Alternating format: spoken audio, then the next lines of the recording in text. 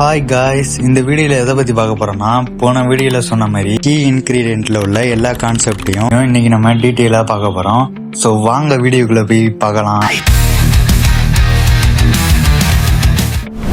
First back story தான். ஏன்னா அதுதான் ஆணி வேற அந்த கேரக்டருக்கு அவங்க யாரு அப்படிங்கிறத சொல்றதுக்காக பேக் ஸ்டோரிங்கிறது யூஸ் ஆகுது. ஸோ இன்னுமே இதுல நிறைய டீப்பான விஷயங்கள்லாம் சொல்ல வேண்டியது இருக்கு. ஸோ கடைசி வரைக்கும் வீடியோ பாருங்க.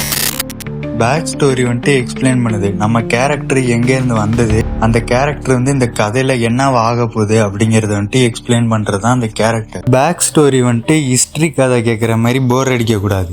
அந்த கேரக்டரோட பேக் ஸ்டோரி நல்லா பயங்கரமா இருக்கணும். அது சைக்காலஜிக்கலா அஃபெக்ட் பண்ணும் அந்த பிளே. அந்த கேரக்டரோட கோவம், பயம் எல்லாமே அவங்களோட ப்ரெசண்ட்டை பாதிக்கும்.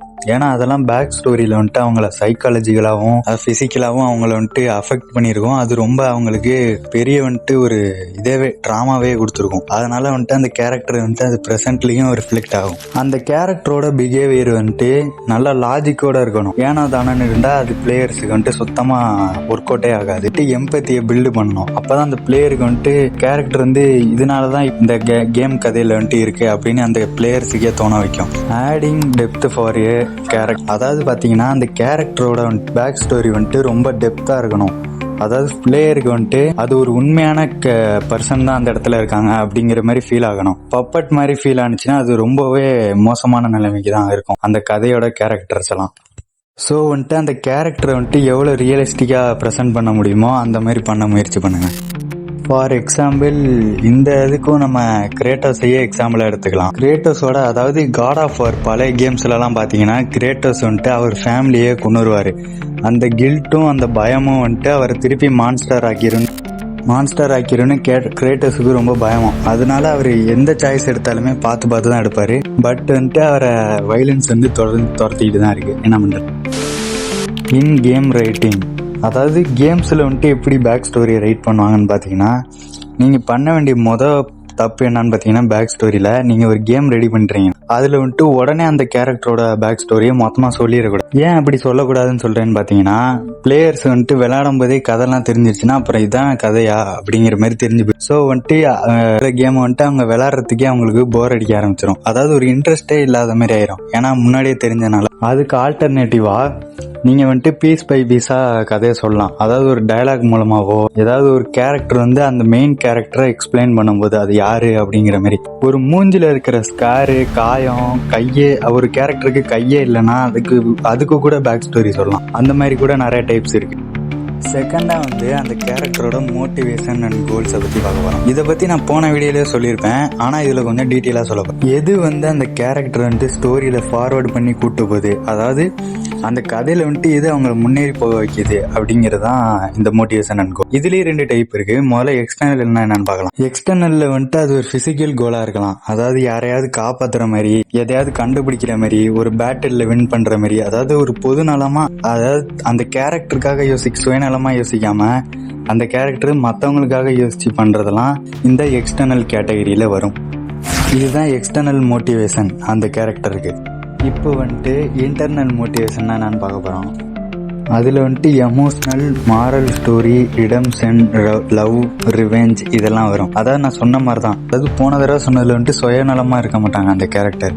இதுல சுயநலமா, அதாவது அவனுக்குள்ள பிரச்சனை, அதாவது லவ், ரிவெஞ்சு, பழி வாங்கணும், குத்து வெட்டு, அதாவது லியோதாஸ் மாதிரி சொல்லலாம். எக்ஸாம்பிள் பார்த்தீங்கன்னா RDR 2ல வர ஆர்த்தர் மார்கனே எடுத்துக்கலாம். ஆர்த்தர் மார்கனோட மோட்டிவ் என்னன்னு பார்த்தீங்கன்னா, அவரோட லாயல்ட்டிலேருந்து அவர் ஷிஃப்ட் ஆகி செல்ஃப் ரிடம்ஷனுக்கு போவார். அது அவரோட மொத்த கேரக்டர் ஆர்க்கையும் நம்மள்ட்ட காமிக்குது. அதுக்குன்னு ரிடம்ஷன்னா என்னன்னு என்கிட்ட கேட்காதீங்க, ஏன்னா எனக்கு தெரியாது.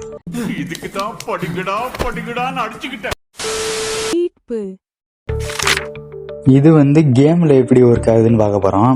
கேம்ல பிளேயர்ஸ் எல்லாம் ஃபீல் பண்ணும். கேமோட மோட்டிவும் கேம் பிளேவும் ஒன்னா அலைன் ஆயிருக்கு. எப்படின்னு பாத்தீங்கன்னா, இப்ப யாராவது நீங்க காப்பாற்ற போறீங்கன்னா, காப்பாற்ற போறதுங்கிறது மோட்டிவ், அது கேமோட ஸ்டோரியில வரும். அது நீங்க தான் காப்பாற்ற போறீங்க. ஸோ கேம் பிளேவும் அலைன் ஆயிருது ஒரே இதுல. இப்ப எக்ஸாம்பிளுக்கு நீங்க சர்வை பண்ணணும் ஒரு ஆள்கிட்ட.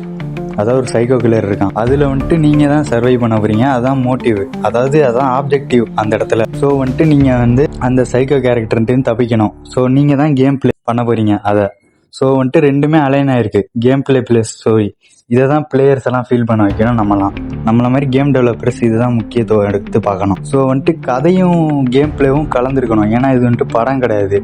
படம்னா எக்ஸ்பீரியன்ஸ் பண்ணுவாங்க, கேம்னா விளாண்டு பார்க்க போகிறது. ஸோ வந்துட்டு நம்ம இதை இம்ப்ளிமெண்ட் பண்ணி ஆகணும். மூணாவதாக நம்ம பார்க்க போகிறது கான்ஃப்ளிக்ட். அதாவது ஒரு ஃபோர்ஸ் வந்து அந்த கேரக்டரை க்ரோ பண்ணவும் ட்ரான்ஸ்ஃபார்ம் பண்ணவும் ஹெல்ப் பண்ணக்கூடியது தான் அந்த கான்ஃப்ளிக்ட்டுங்கிறது. மெயின் 2 டைப்ஸ் இருக்குது. முதல்ல வந்துட்டு நம்ம இன்டர்னல் கான்ஃப்ளிக்ட்டை பற்றி பார்க்கலாம். இன்டர்னல் கான்ஃப்ளிக்ட் பார்த்தீங்கன்னா எமோஷ்னல் ட்ரகிள், மென்டல் டிப்ரெஷன் அந்த மாதிரி. அதாவது அவனுக்கு வந்துட்டு மல்டிபிள் பர்சனாலிட்டி டிசார்டர் இருக்கலாம், அதுக்கு வந்துட்டு அவனுக்கு ஆபத்தாக இருக்கலாம். ஸோ வந்துட்டு ஃபைட் கிளப்ல வர அந்த ஒரு கேரக்டருக்குள்ள 2 கேரக்டர் இருக்கும், ஆனால் கான்ஃப்ளிக்ட் ஒரே ஆள் தான். அந்த மாதிரி இதுதான் வந்துட்டு இன்டர்னல் கான்ஃப்ளிக்ட். ரெண்டாவது டைப் வந்து எக்ஸ்டர்னல் கான்ஃப்ளிக்ட்.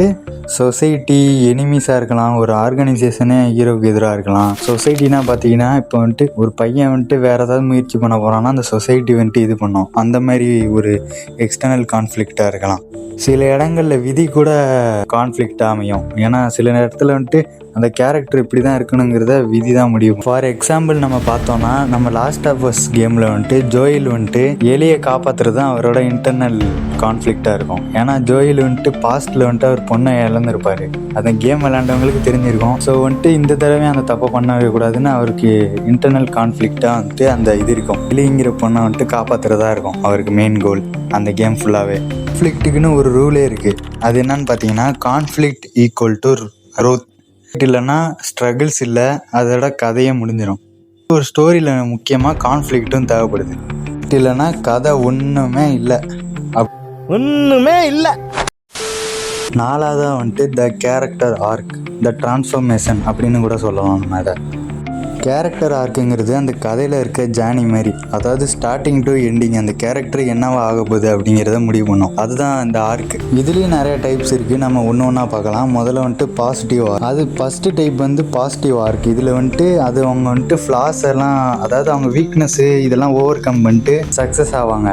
அதாவது கிரியேட்டர்ஸ் வந்து பீஸை தேடுற மாதிரி. ரெண்டாவது ஆர்க் வந்து நெகட்டிவ் ஆர்க். இதில் இந்த ஆர்க் வந்துட்டு அவங்க தோற்று போகிற மாதிரியே காமிச்சு முடிச்சிருவோம். அதான் அந்த நெகட்டிவ் ஆர்க். மூணாவது வந்து ஃப்ளாட் ஆர்க். இதில் வந்துட்டு கேரக்டருக்கு ஆர்க்கு கிடையாது, ஒன்லி வந்துட்டு அந்த வேர்ல்டு மட்டும்தான் ட்ரான்ஸ்ஃபார்ம் ஆகும், கேரக்டர் அப்படியே தான் இருக்கும். இதை பற்றி நான் போன வீடியோவிலேயே சொல்லியிருப்பேன், அதாவது பேட்மேன் எக்ஸாம்பிளாக வச்சு.